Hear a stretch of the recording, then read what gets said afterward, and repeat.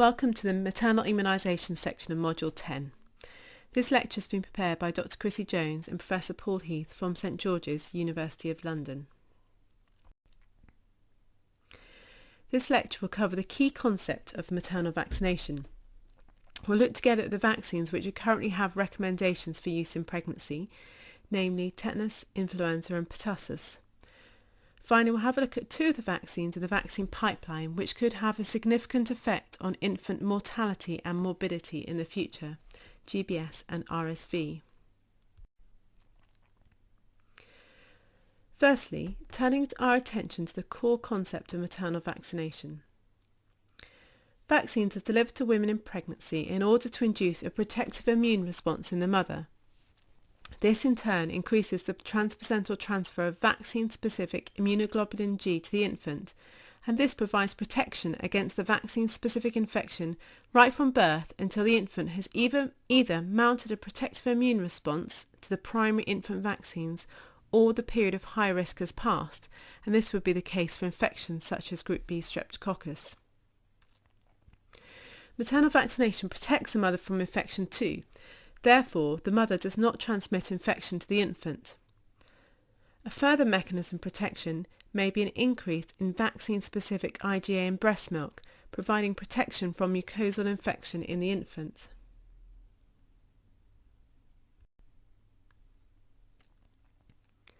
Let's now consider this concept graphically. The blue line in this graph represents maternally derived antibody in the fetus and then in the infant after birth. The red line represents the infant's own IgG produced in response to infant vaccination. The blue dotted line represents the concentration of antibody that is protective. In this first scenario, the mother has not been vaccinated in pregnancy and therefore has a low concentration of specific IgG as a result of the waning of immunity following her own childhood vaccinations. A low concentration of antibody is therefore transferred across the placenta to the developing infant. When the infant is born, the maternal antibody decreases and the infant becomes susceptible to infection until the infant can produce a sufficient immune response to their own vaccines. The period of susceptibility, denoted by the grey column, is therefore wide.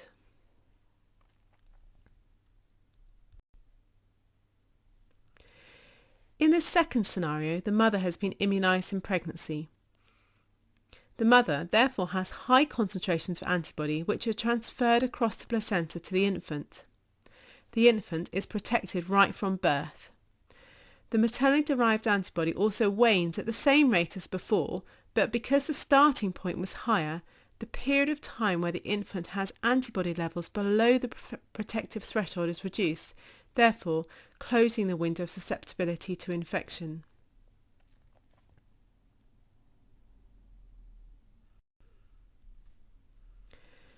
Let's now look at the mechanism by which antibody is transferred across the placenta from mother to infant. Maternal IgG is endocytosed within the specialised cells of the placenta called the syncytiotrophoblasts. IgG becomes bound to the FcRn receptor which is expressed on these cells. Within the endosome it is acidic. However, once the IgG-FcRn complex is exposed to the higher physiological pH on the fetal side of the cell, the maternal IgG is released and it passes into the fetal capillary.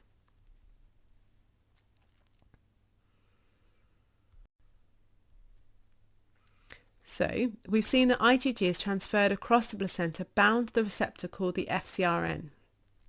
Transplacental transfer starts early in gestation, around 17 weeks, and increases throughout gestation. This process is an active one. So it's not a passive diffusion down a concentration gradient. This means that often the concentration of specific antibody in the infant is higher than the concentration seen in the mother. We can see this illustrated in the table here. The ratio of pertussis, pneumococcal and tetanus-specific antibody is higher in the infant compared to the mother. That is, the ratio is over 1. Transplacental transfer of antibody is restricted only to IgG antibody. different subclasses are transferred across the placenta with differing efficacy. IgG1 is transferred most efficiently, and IgG2 is transferred across the least efficiently. This is important to remember because protein-backed antigens elicit an IgG1 and IgG3 response, whereas a polysaccharide antigen elicits an IgG2 response. Therefore, a polysaccharide vaccine in pregnancy is likely to be associated with lower antibody responses in the infant compared to a vaccine such as tetanus. Placental transport is affected by a number of factors. These include gestation, maternal IgG levels, and also infections such as HIV and malaria. This is particularly relevant in preterm infants or infants born to mothers with HIV, as lower levels mean a shorter duration of protection against infection in the infant.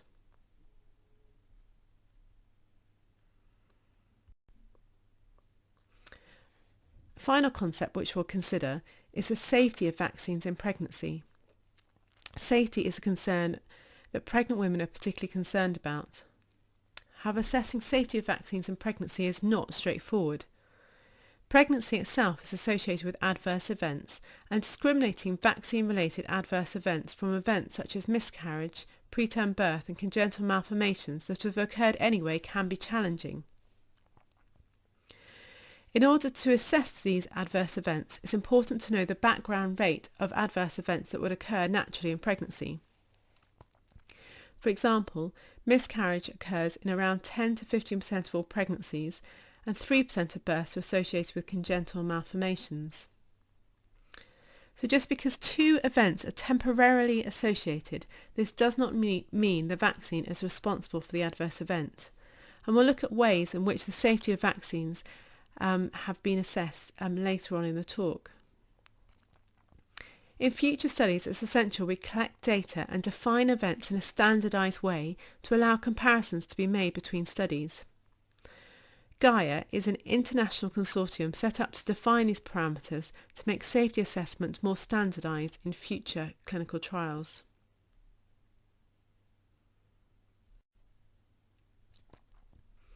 Now we're going to move on to look at the vaccines for which there are recommendations for use in pregnancy. The most long established of these is the tetanus vaccination in pregnancy, which is used in the developing world context. Neonatal tetanus, or tetanus that occurs in the first 28 days of life, is an important cause of neonatal mortality in resource-constrained settings. The case fatality rate of neonatal tetanus reaches almost 100% without medical care. It occurs through infection of the umbilicus when the cord is cut with an unclean instrument. The clinical manifestations of muscle rigidity and painful muscle spasms occur most commonly on days 6 to 8 of life, as the tetanus toxin blocks inhibitory neurons, leaving excitatory motor neurons unopposed. Immunity to tetanus is antibody mediated. Immunity is only induced by vaccination and does not follow natural infection, as small amounts of toxin may cause disease, but they're not sufficient to generate long-lasting immunity. Vaccination is therefore a cornerstone of tetanus eradication efforts.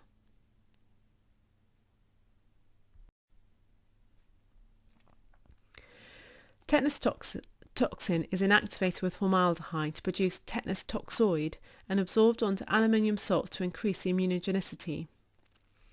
Tetanus toxoid vaccination in pregnancy induces antibody which is transferred across the placenta, and similar concentrations are found in the cord as in the maternal serum. The vaccine schedule recommended by the World Health Organization is detailed in the table here. 2 doses of tetanus vaccine should be given during the first pregnancy and 1 dose in each pregnancy until 5 doses have been received. The duration of protective immunity after 5 doses is estimated to be at least 20 years. The first dose of vaccine should be given as early as possible in pregnancy to ensure adequate intervals between the first and second dose of vaccine and between the second dose and delivery.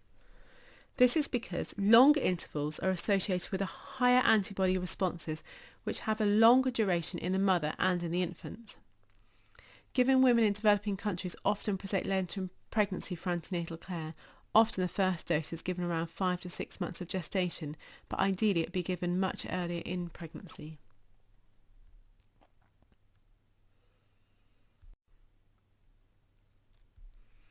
The first evidence of the benefit of tetanus vaccination in pregnancy comes from the 1960s. This is an extraordinary early study. 10% of 10% of infants born to women in Papua New Guinea who had just received either no tetanus vaccine or just one dose developed neonatal tetanus. This proportion dropped to 3.42 in group 2 who received 2 injections of tetanus toxoid in pregnancy, and the rate of neonatal tetanus is just 0.57 in group 3 who received 3 injections in pregnancy.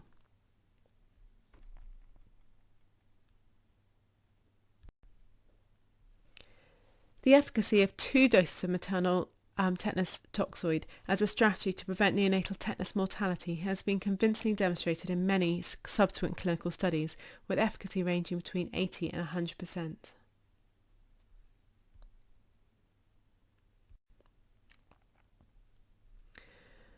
Coverage with at least 2 doses of tetanus toxoid is now approximately 70% of pregnant women across the world, which has significantly increased since the 1960s. The coverage can be seen in this graph denoted by the blue line. The increase in coverage has been associated with a decrease in the number of tetanus cases. The World Health Organization estimates that in 2013, 49,000 newborns died from neonatal tetanus. This is a 94% reduction from the situation in the 1980s. Globally, neonatal tetanus now accounts for just 1% of neonatal deaths, down from a staggering 14% in 1993. This represents tremendous progress, and progress continues to be made. 35 countries eliminated maternal and neonatal tetanus between 2000 and 2014. However, this is yet to be achieved in 21 countries, most of which are in Central Africa, and this can be seen in red in this map here. So maternal tetanus vaccination is a critical element of the prevention of maternal and neonatal tetanus. Alongside skilled birth attendants to ensure clean delivery practice, it provides us with the opportunity to eliminate maternal and neonatal tetanus globally. Since the pathogen can't be eradicated due to the ubiquitous nature of Clostridium tetani, these practices must be maintained even in countries who have now achieved elimination of neonatal tetanus.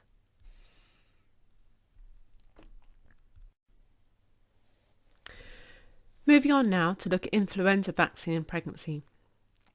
Influenza vaccines have been in use in pregnancy since the 1950s in the US, and since 1997 it has been recommended for all pregnant women who fall into high-risk categories. Since the 2009 influenza pandemic, this recommendation was changed to include all pregnant women. Influenza vaccine can be administered any time in pregnancy, including in the first trimester of pregnancy. This is because pregnancy is associated with increased risk of severe disease, particularly in the third trimester. If the vaccine was only given as late as 28 weeks, as is the case for pertussis, the maximum benefit of the vaccine for the mother and the fetus may well be missed. So let's look at some of the rationale for these recommendations. Pregnant women with influenza are more likely to experience severe disease and influenza-associated complications compared to healthy, non-pregnant women. They are at increased risk of hospitalisation, over 4 times higher in the third trimester compared to non-pregnant women, and also at increased risk of death. These risks have been observed with seasonal influenza as well as pandemic influenza. Of note, women less than 4 weeks postpartum are at the highest risk of death, so we're protecting not just women in pregnancy, but in the peripartum and postpartum period as well. Infants and mothers who have severe influenza during pregnancy are also at increased risk of adverse outcomes, including increased risk of preterm birth, stillbirth or neonatal death.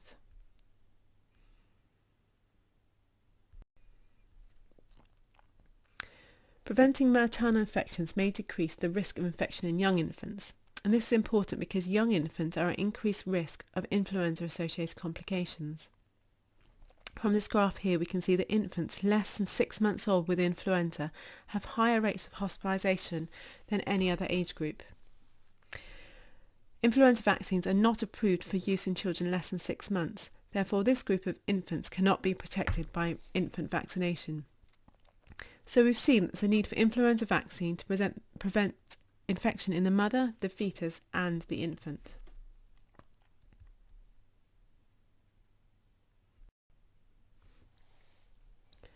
Mothers vaccinated with influenza vaccine in pregnancy have good immune responses, and these specific antibodies are transferred across the placenta and remain high until around 6 months of age in the infant, after the peak of influenza-associated hospitalisations has passed.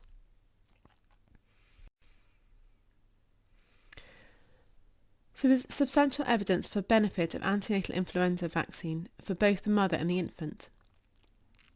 The benefits for the pregnant women include a reduction in respiratory illnesses with fever and fewer clinic visits, a reduction in confirmed influenza reduced by 50%, and hospitalisations decreased by 40 to 50%. In the graph, we can see that a 65% reduction in the number of cases of influenza in infants born to women receiving influenza vaccine in pregnancy compared to placebo recipients. Other benefits for the infant include a reduction in any respiratory illness by 29% and a 42% reduction in clinic visits.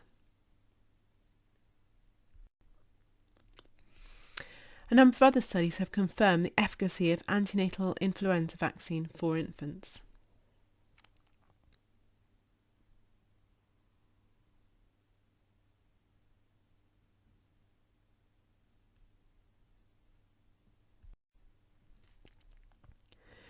There's substantial evidence supporting the safety of influenza vaccine pregnancy, including in the first trimester. All of the types of studies here have been used to study the safety of influenza vaccines in pregnancy, and no study or reporting system has shown evidence of harm to mother or to the baby.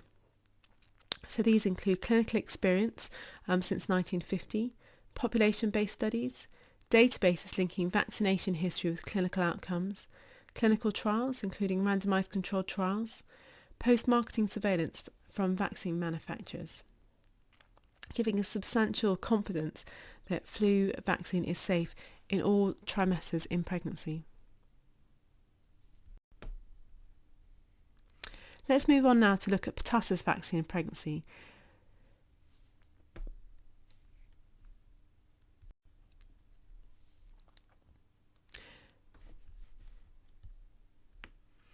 This graph gives us an idea of the global pertussis epidemiology from 2000 to 2014, and we can see that the number of reported cases in most of the WHO regions increased between 2010 and 2012, and 2012 is denoted by the green bar here. This increase is particularly evident for the European and America's WHO regions. In the United Kingdom, a national increase in pertussis was observed in 2011. This was associated with high rates of disease in infants younger than 3 months. This is seen in the upper turquoise line in this graph. And note the differences in the scale for the less than 1-year-olds compared to the older infants and adults.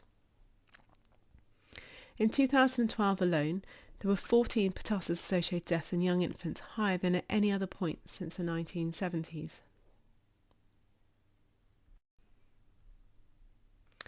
Looking at more closely where these pertussis cases are occurring within the first year of life, we can see that most of the cases occurred before 12 weeks of age, before the infant could benefit from infant vaccination. A different strategy would therefore be needed to protect infants from birth. In 2012, it was recommended that all pregnant women in the UK should be offered a pertussis-containing vaccine, and these recommendations were also in place in the USA. However, there was no licensed vaccine that only contains pertussis antigens, and therefore vaccines were used which were already in use in the routine infant schedule. These vaccines all contain tetanus, diphtheria and pertussis, and some of the vaccines also contain polio antigens. The recommendation is that the vaccine should be given between 28 and 32 weeks gestation, when transplacental transfer of antibody is maximal and when the IgG response to the vaccine is also maximal. Because high concentrations of maternal antibody are thought to be required to ensure infant protection from pertussis, it's recommended that the vaccine should be administered in each subsequent pregnancy. Recommendations exist in countries around the world where a significant increase in pertussis cases has been seen.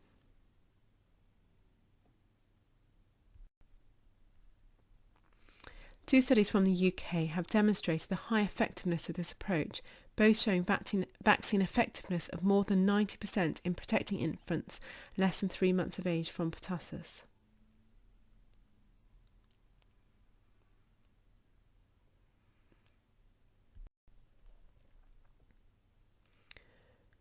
So we can see from this graph that before 2012, when the pertussis vaccine programme started in the UK, there were a significant number of deaths in 2011 and 2012.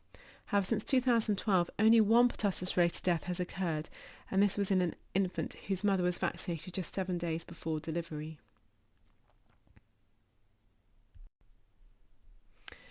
The safety of pertussis vaccine in pregnancy has also been confirmed. In this study from Catherine Donegan of the Medicines and Healthcare Products Regulatory Agency, no increase in stillbirths, births within 14 days of vaccination, time to delivery or birth weight was observed. Furthermore, no differences in neonatal death, preeclampsia or eclampsia, placenta previa, intrauterine growth retardation, C-section rates, premature labour or postpartum hemorrhage were seen. No safety signals have been detected from post-marketing safety surveillance program, the Vaccine Adverse Report System, or VAERS, of the US CDC, or also from pharmaceutical registries. Moving on now to our final section, let's look at two diseases that are important in infancy for which antenatal vaccines are in development, GBS and RSV. GBS is the leading cause of sepsis in the neonatal period. It can be divided up into early and late onset disease. Early onset disease presents within the first 6 days of life, mostly occurring with sepsis or pneumonia.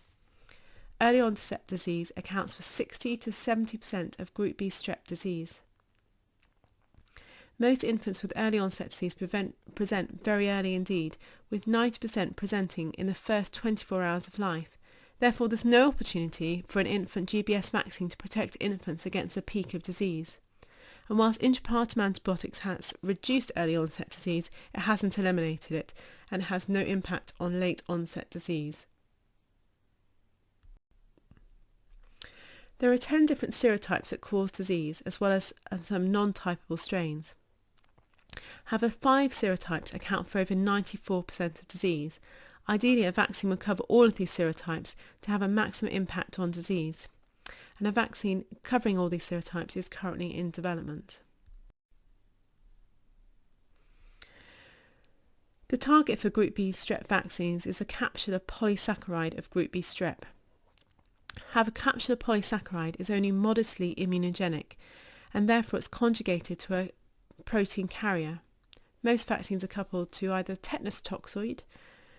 However, because of concerns that this will result in increased adverse effects in those previously immunised with tetanus toxoid, such as is the case in developing countries where multiple doses of tetanus may be received, CRIM 197, a diphtheria toxin mutant, has also been used to produce these glycoprotein conjugate vaccines.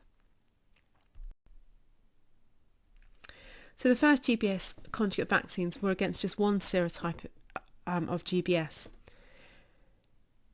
Those vaccines now progressing in clinical trials in humans are multivalent.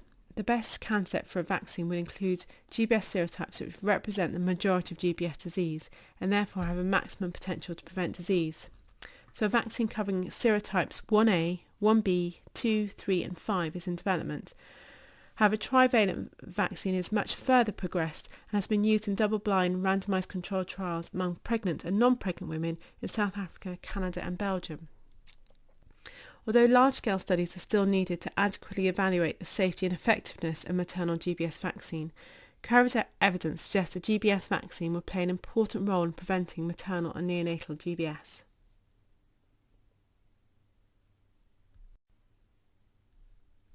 Finally, let us look at respiratory syncytial virus, or RSV. RSV is a winter respiratory virus which causes bronchiolitis in the youngest children and acute respiratory tract infections in older infants and children and adults as well. But the main burden of disease is in the less than 1-year-olds. Therefore, a vaccine to prevent the youngest infants would need to be given either very early in infancy, which we'll discuss in the next lecture, or indeed in pregnancy. So young children are not only more frequently affected, but they also have more severe disease. The highest rates of hospitalisation are seen in infants yet less than 3 months of age. RSV is a really attractive target for maternal vaccination, as the need for a vaccine that can protect from birth is evident. Options for treating RSV are limited.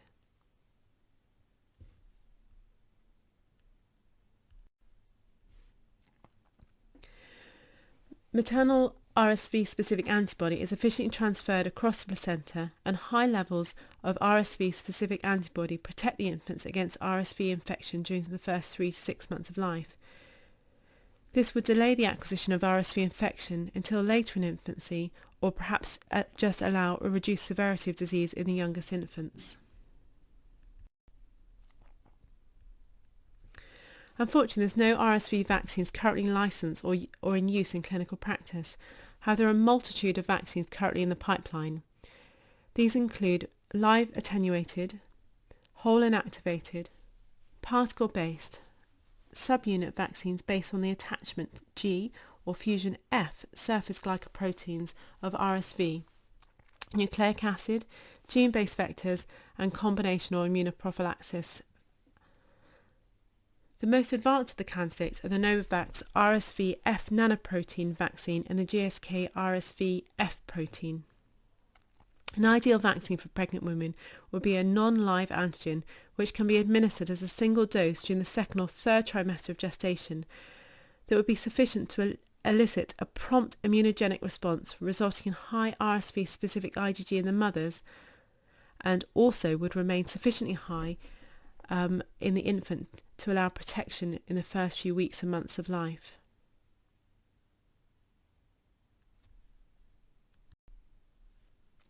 In summary, we've considered the key concepts of maternal vaccination, that we aim to induce high concentrations of antibody in the mother, which is transferred across the infant, thus protecting the mother, fetus and infant right from birth. There are existing recommendations for tetanus, influenza and pertussis vaccines in pregnancy with good evidence of effectiveness and safety. There are a number of other vaccines in development for use in pregnancy, and the priority vaccines are those against GBS and RSV. But vaccines will only work if they're given, so we need to encourage pregnant women that these are safe and effective vaccines and work together to provide protection for the mother and for the child. Thank you for participating in this learning module, and we hope you've enjoyed it and it stimulated your interest further in this fascinating area. We've recommended some further reading which will help you understand more about vaccines in pregnancy.